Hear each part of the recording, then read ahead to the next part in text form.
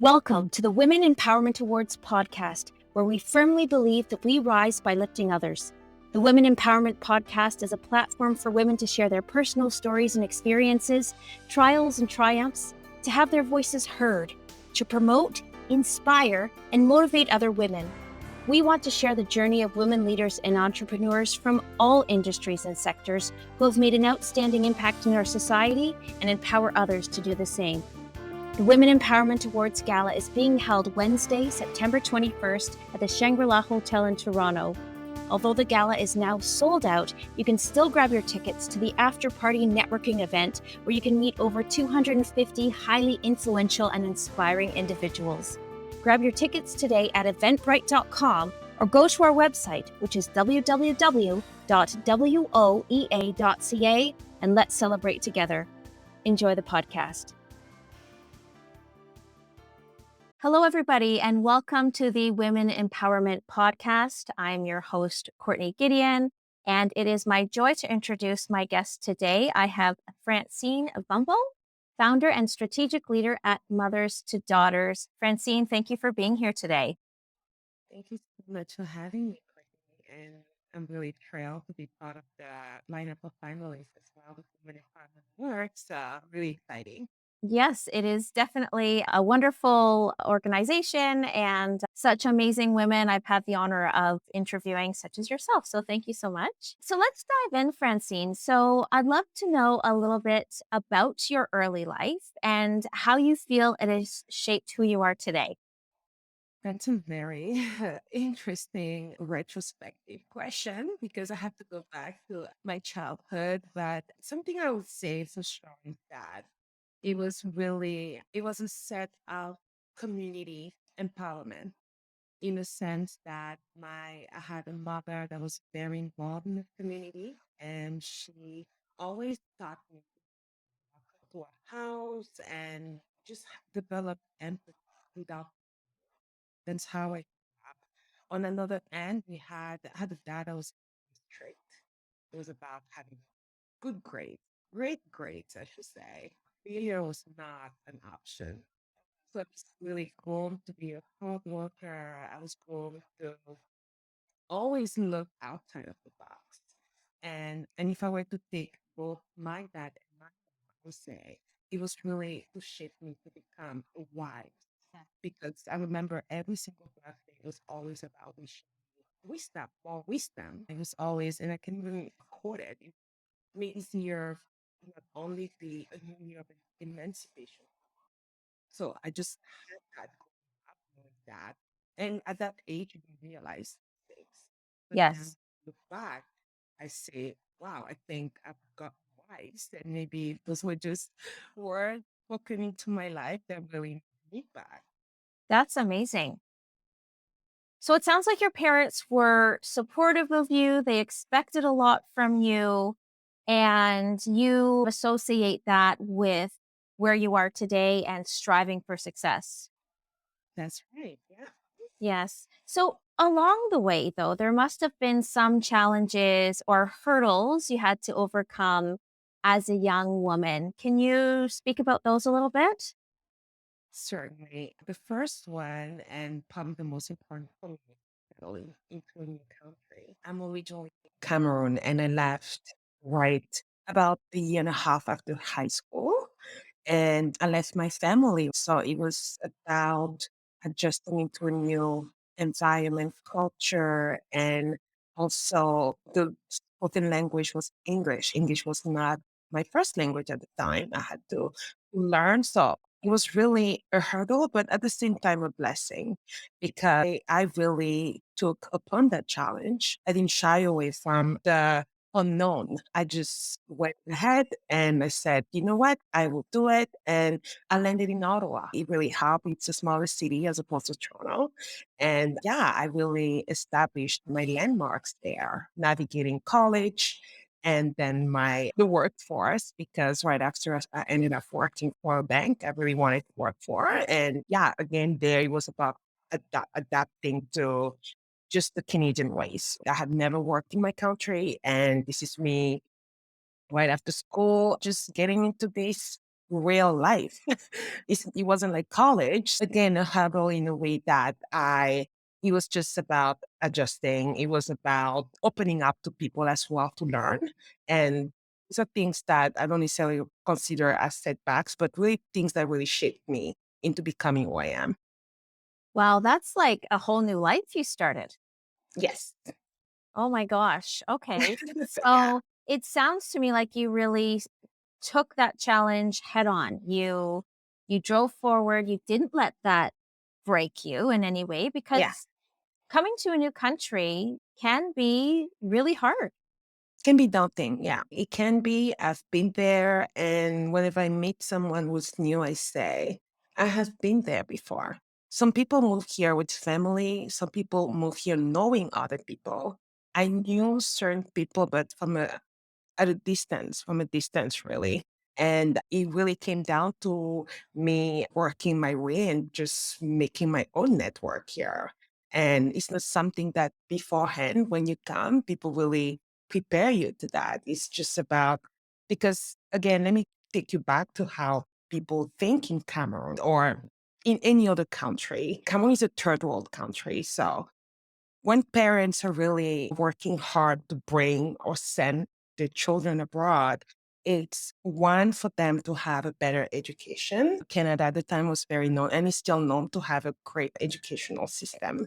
And the second thing is really for those children to make them proud someday, because to a certain extent, they didn't necessarily have the same advantages. So it's just almost like a first generation. You come here and you have to pave the way for others. So yeah, so when you come here, you're very prepared mentally to perform in a way that will make your family proud. And I was no different. I think you are definitely paving the way for others and definitely making your family proud with mothers to daughters.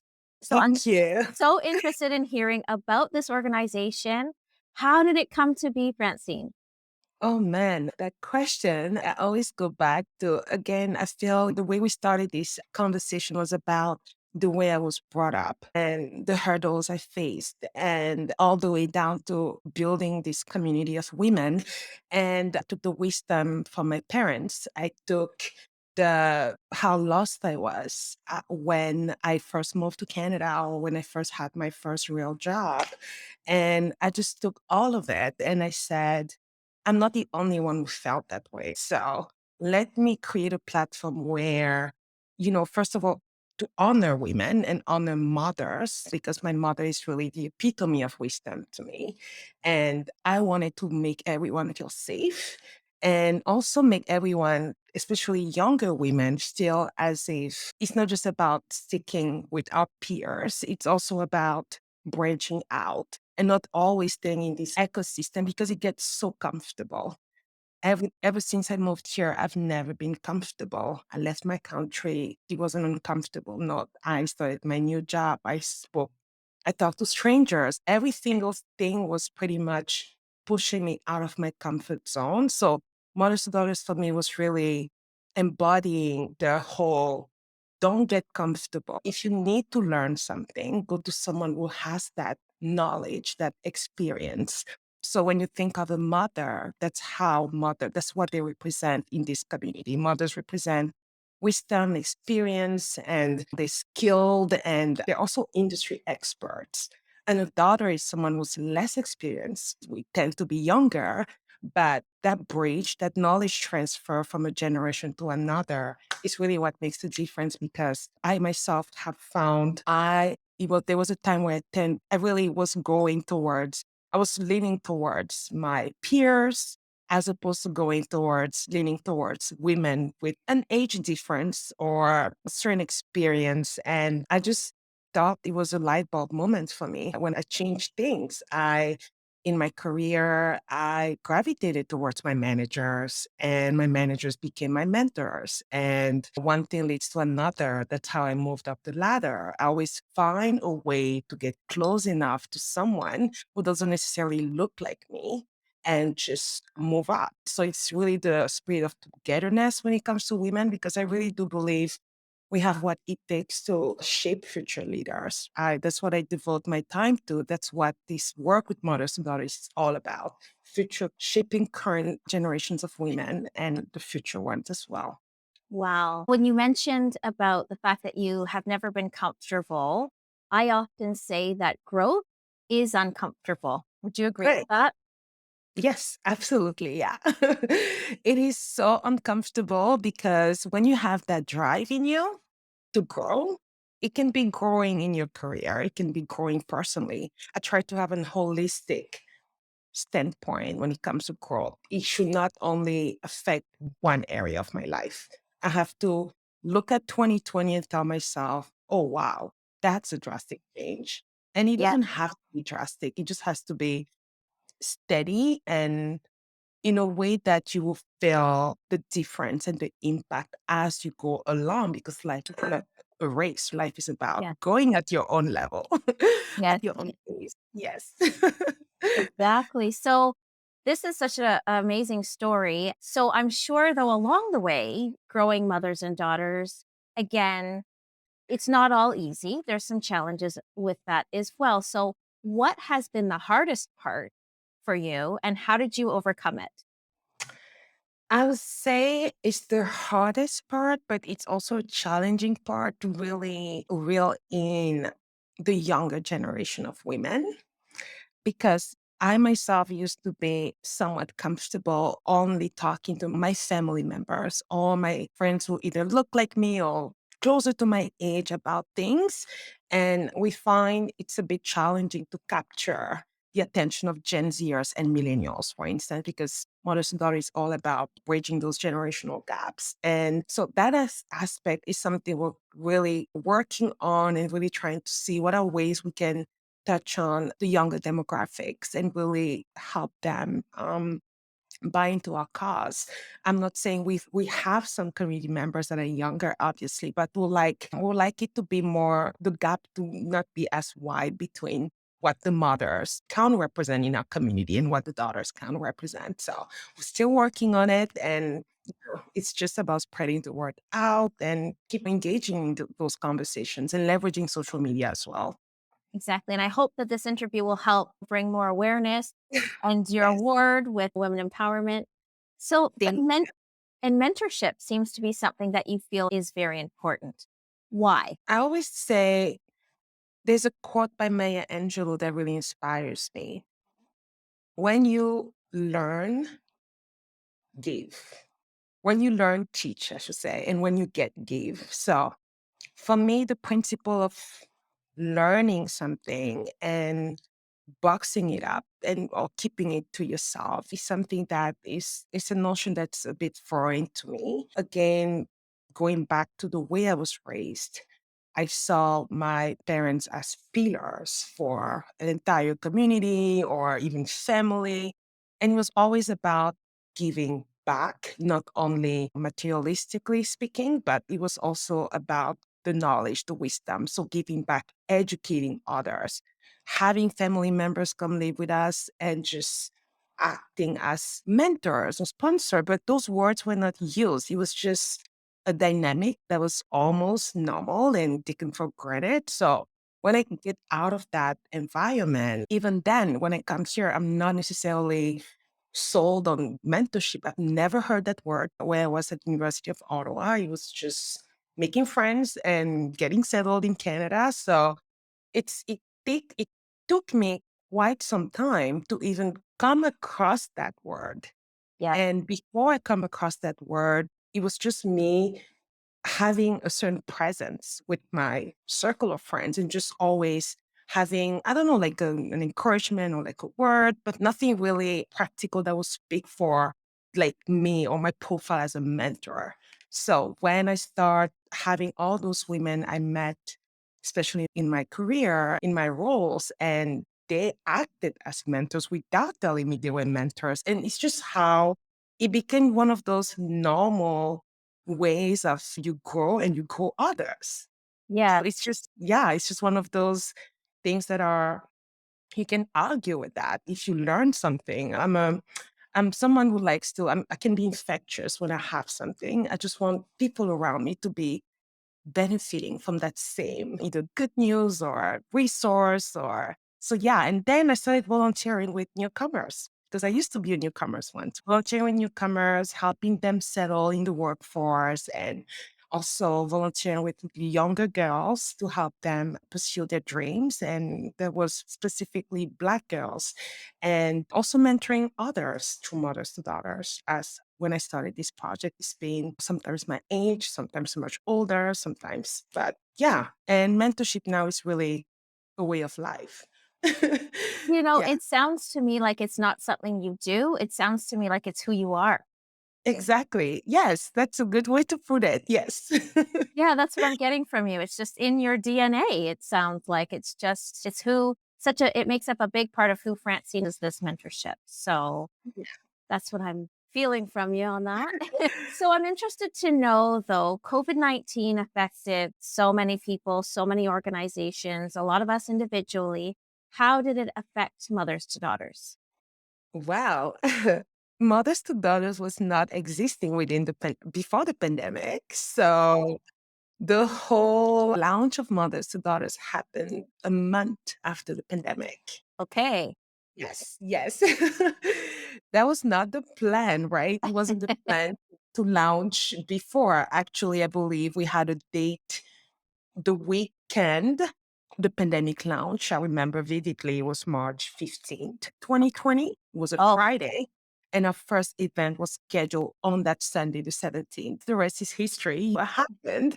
And so for us, the pandemic became an opportunity. We had this whole idea of presenting a community of women event space where we bring the wisdom from mothers and we encourage daughters to really get close. So it was really informal. It was an informal space where great conversations are conducted and where younger women can find mentoring. But it changed. We became virtual. And I always say, we could have given up. We could have said, this is not what we signed up for. How are we going to really reach out to the people, like when it's target audience and all of that? And we just went head on. Again, that was a challenge, right? And we said, you know what? Things are planned. We just had to move even a month ahead. And that was about it. So instead of March 17th, it became April 19th. Then we had our very first virtual event. And that's how we went. We became this online community. And yeah, 2020 I have a lot of great souvenirs from that year, despite the difficulty the pandemic presented at first. So I want to say we handled the pandemic pretty well. yes, exactly. So is Yeah. mothers to daughters virtual? Is it 100% virtual? It is 100% virtual. We haven't held any in-person events per se. It's really an online community, but that's something we're really hoping to change, if not by the end of this year, sometimes next year, to start having some sort of summit conferences just to bring all community together. And with the back to normal, there will always be a hybrid component to things. So yeah, Exactly. yes, it just Very makes it good. easier because people are not just connecting from Toronto. People are connecting from other cities in Canada and sometimes abroad as well. So, yeah. Exactly. I think one thing that the pandemic did do was it showed us how we still can connect, even Yes. though it might not be in the same room, and the power of that still. So Right. Yeah. yeah. So I'd love to understand a little bit about some feel good stories or some success stories that you've seen through mothers to daughters. Is there any one story that particularly stands out to you? First, on a personal note, I would say my success stories is just how I developed under the umbrella of all the mothers. Because it's one thing to bring an idea like mothers to daughters and then to have the response from people. And I feel really spoiled by the mothers' attention in the community, even the board of directors. I always feel the smallest. It doesn't matter that I'm the one who brought the idea, but I feel so well accompanied through these goals. And yeah, on a personal note, I feel very fortunate for the support I've been receiving from them. And that's my biggest success story. One story I can really think of, and that happened just when we launched our programs, was a story of one of my mentee, actually. And because we have a rotational program where you get to be placed in front of many mothers. And her story was that what she felt was the confidence building that arose from an experience like our program. She never, you would think that within the pandemic, everyone is Zoom savvy, but it wasn't quite the case with her. It's because in our programs, we really try to get the guided, that's to support newcomers, these two programs, just to put you more into context. So the guiding lights program support newcomers, and legacy building apprenticeship is just general professional business life advice. And she was part of the legacy building apprenticeship. So she had to engage. She had to be the one on the driver's seat. It's not the other way around. After mentoring with so many organizations, I always felt there was a disconnect between the engagement or the involvement of the mentor versus the mentee. So, what Mothers and Daughters is really making clear that it's really your call to nurture this relationship. The mother will be available for you, but engage. So, she had to set up the calls, follow up. And that's an experience she's never had. She's a university student. And yeah, she came out of that program extremely grateful because now she feels okay, I can set up calls and meetings and take my life under control in a way. Like I'm on the driver's seat. So it's not someone else pushing me. I'm doing it because I want to do it. And she believes in herself that she can do this. And like you said, it builds her confidence. And in a sense, that's empowerment right there, right? That's right. Yeah. And she had mentioned as well that she was reluctant to approach her professors to discuss things such as, oh, how can I improve my grades or what are my prospects in terms of jobs for the programs that I'm actually taking. And that really just boosted her confidence again. And she felt now she can engage with her professors more easily. She felt empowered to do that. And that leads me into my next question because so you have been nominated for a Woman Empowerment Award. So congratulations. Thank And you. what I'd love to understand is what does empowerment mean to you?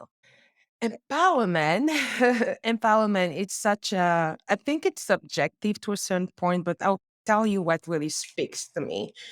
Empowerment to me means giving back to others. I feel empowered when I feel like I've contributed to someone else's success. Empowerment to me also means leading with empathy because there are many ways for people to feel supported, valued, seen, heard. But when you tap into empathy, you can never go wrong. For me, I feel empowered when I have someone in front of me that genuinely wants to listen to me, that really, and you've been doing an amazing job with the interview. I really like how you reflect back and just say, Thank like, you. it's like happening, and you're showing empathy by doing that because you're listening and you're making me feel heard. So that's what empowerment means to me. Empowerment also means being confident because if you want those people to listen to you, you need to really work on your stamina in a way. So that will bear its fruits and the delivery will be more welcome. Yeah. Yeah. I love that. And that, as you said, is specific to you. And that's what that question is about because we do all have different definitions and none of them are more important than the other, but it does highlight individually a little bit more who you are. And that's exactly what I wanted to hear. So I would like It- to know, are there women in your life now, maybe they have passed, who you look up to and admire? I look up to my mother first and foremost. It's not okay. I have a funny story because every time I interview volunteers to come help mothers and daughters, when I say, like, ask this question, this specific question, I always go for this question because I need to know if they have a source of inspiration. It's very important Yeah. for me. And they always say mother. And it makes me smile because when I was thinking of even the name Mother's Daughters, I had my mother in mind. That's how I came up with this name. And so I say my mother because I did mention this in the beginning. It's really about the wisdom, the ego. There's an expression about the way someone can have a ego sense. You're able to anticipate things, discern. My mother embodies that. And as I'm growing, I'm really hoping to follow her footsteps because she's much older than me. But as I'm growing and going about this life, I really want to resemble her on that aspect the most. Yes, she inspires me. I also have a leader in mind that really inspired me, especially as I was launching Mothers to Daughters. Jacinda Ardern. She's the head of state of Norwegia. Yeah, the one who handled the pandemic, I would say the most. Yes.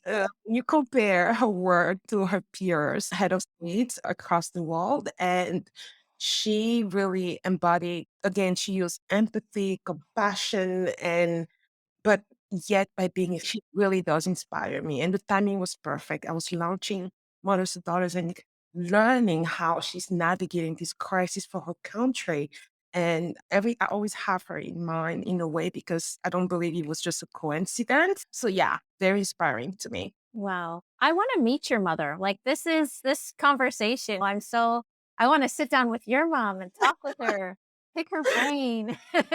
Funny because most of my mentors say the same. They say, Francine, if you're like this and you keep talking about this woman, Yeah, you need to meet your mother. I think so. I think so.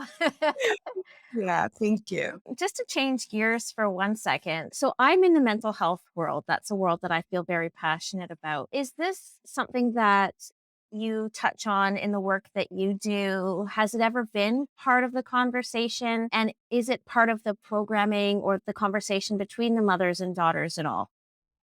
Mental health, let me just start by saying that mental health is just one of the most important causes, social causes out there. And that's something I take very seriously from a personal standpoint and obviously with mothers to daughters. During our first year, upon the first few months, we actually had what we called special life conversations. So we gathered thought leaders in the health space to actually discuss mental health Okay. and really encourage the audience on its importance and how it should not be pushed back by any means. I, again, when I think of the personal, my upbringing, it wasn't necessarily something that was discussed. It was very taboo to say, oh, I feel a little depressive. Someone would tell you, what do you mean? Like, you're not in some sort of foreign country. Here, we are built on resilience. Okay. So Yeah. you don't say those words that I feel stressed or I feel depressed or no, you don't use that jargon here. So that's how we grew up. And it's really here in Canada that I realized that the feelings I was feeling when I was back home were really legitimate. It wasn't to be suppressed as they were. And it's something now I'm learning to embrace. And so whenever I have someone going through some sort of mental challenges, I always say, please make sure to deal with it, feel it, deal with it and heal. It's a process. There's no need to either rush things or consider yourself any less than just because going through this. So yeah, and it's something I'm actively working on myself. I tend to be very on the downside generally around the time of the month. That's where it hits the most generally for me. And it's a daily fight. You have to wake up and say, I can do this. And yeah, and those are just a few examples. But all that to say, yes, in our community, we really ensure that the conversation that mothers have with daughters or the conversations we have when we all gather together, there's always a space for us to really acknowledge our feelings and mention mental health when needed. For instance, we're about to launch our programs next month, and we want to bring in experts to educate mothers. So anyone signing up to be a mentor to know how to spot when a daughter needs more than just mentoring. If the problem is deeper and they need to see a specialist. So those are things that we're already looking into. Really good idea. Really responsible of you. And you said in the beginning you wanted to create a safe space that was important to you. So I think by doing this, you only increase that safety Yeah, for everyone involved, actually, to feel okay about talking when they're not okay. exactly. Because yeah, we live in a society where everyone always wants to be okay. The society is so it's I would say erroneously optimistic sometimes. It's just about I have to put up my best front and I have to always smile or again, it's very contextual, but it's okay to acknowledge that we're not okay. Absolutely. There's a song by Daniel Lovato I really like. I'm okay not to be okay. I believe that's what she sings. And yeah, before you couldn't hear any songs like that. It was just always beaming of positivity. Be positive, smile, and yes, I can do all these things, but I can also be sad, and it doesn't mean Exactly. that it's the end of the world, right? Exactly. Exactly. So I love that you're incorporating that into the program. I think that's really important. So, who's a right fit for your program? And if someone listening is interested in being part of this organization, how do they go about doing that? The first step would be to get in touch with me. Yeah, I engage with the conversations and really see what's the right feed, but I would go by programs just to make it more specific. The legacy building apprenticeship is really a call for anyone who feels like they need support, they are hitting a stone wall, or they're not able to really advance in their lives, or they're hoping for better outcome for X or Y project. It can be launching a business, or it can be just life skills, enhancing life skills, general skill. A mother is someone who bring that experience into the program. And when you are on the spectrum of I need help, it makes you a daughter, and it can be of any age. Mothers generally are baby boomers or Gen Xers. They can also be millennials, because we believe all mothers are daughters or both, because you can be a mother in healthcare, the healthcare system, as a an expert, but you can be a daughter when it comes to, I don't know, finance. So that's how we generally play with it. And so, yeah, so women really feeling like they have something to give back to the younger generation. Women who need help are really welcome to sign up as a mother. And daughters are really, if you need a change in your life, if you feel like you're comfortable and you're not really going where you want to go, you sign up as a daughter. Now we have the Guiding Lights program. The Guiding Lights programs focuses on helping women newcomers settle in Canada. A guide would be just like a mother in the legacy building, an industry expert. So they have knowledge, perhaps in tech, healthcare, finance. They can easily help you build a network for you to find work in Canada. Okay. So a guide that will be that newcomer just moved here lost, don't know where to go. I had my life back in, I don't know, France, India, Yeah. and now I am, and I'm not really sure where to go. I don't have any network here, because Yes. that's a word that keeps coming back when I have conversations with newcomers. I have no network. Just like me, remember when I was in college, it was about talking to strangers and Yeah. building the network. Yeah, so those are the two programs, and obviously our website, www.mothersanddaughters.ca. You have information about how to reach out to us for these programs. And yeah, I really welcome having those discussions, because that's also one of my favorite part, learning about people and how we Yeah. can help them. Wonderful. So I'm going to ask a little bit of a reflective question for you. So, knowing everything that you know now, what is one piece of advice you would give a young Francine? One thing I would say to my younger self, that will be back in Cameroon, don't be comfortable. Don't get too comfortable, right? Because before stepping out of that environment, all I knew was comfort. And it's not a bad thing to be comfortable, but by incorporating the notion of not being comfortable, it opens door to being more curious. So more curious in learning and getting to know people. I was very closed up back home. I wasn't necessarily engaging so much with people because I was cocooned. Family was there, going to school. Again, not necessarily a bad thing, but when you start opening up yourself early enough, you increase your chances of really enlarging your horizons in terms of knowledge and getting to know about people. I've really gotten truly to know people here in Canada, not so much back home. So, yeah, my younger self, I would say, yeah, open up. Don't be closed up. Talk to people. It really helps, because the more I talk to people now, that's what made me who I am. If I was that closed up and too comfortable, I would not be in front of you today. Wow. I'm so glad you were in front of me today because this was a wonderful conversation. Thank you. It I'm was enjoying it.